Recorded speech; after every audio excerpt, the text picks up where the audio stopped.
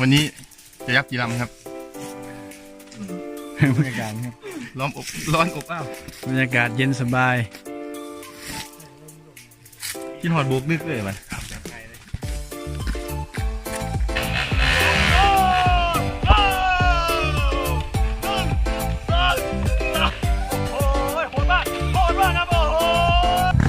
จวดพี่น้องจวดพี่น้องจวดพี่น้องจวด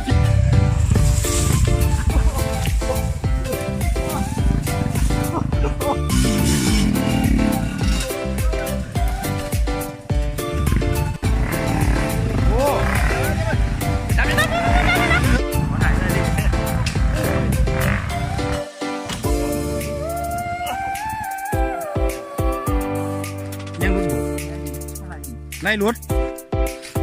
บ่เย็บไรบ่เฮ้ยสวยจัดละฟังมันเท่มันเฉยจะบอกนี้มาอย่าพิจารณาอะไรเคยกินฟิตมาดีครับฟิตมาดีไอ้ยับ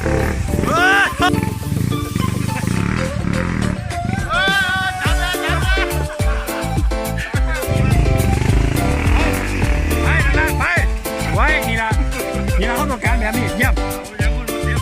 นี่ครับ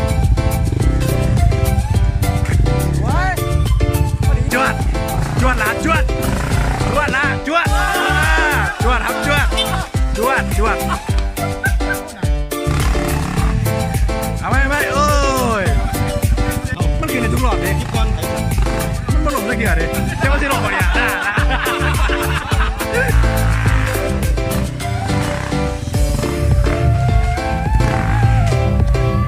อนหนามแท้ยังไงบ่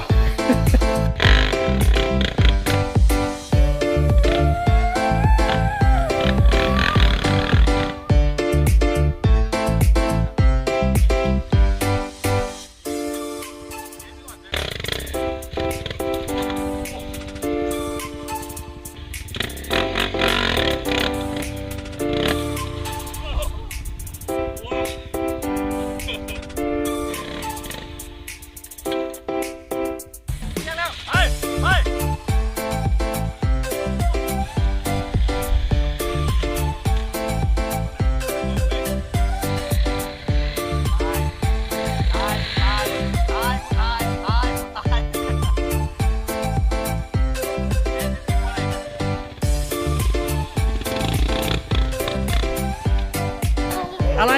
เจ้าละพักเจ้าอะไรคนขึ้นรถครับดูครับคนขึ้นรถอะไรเราก็เท่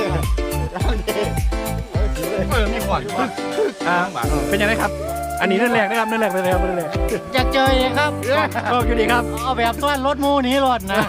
ทิมแม่งไปนี่เลยรถโอ้ยทิมแม่เลย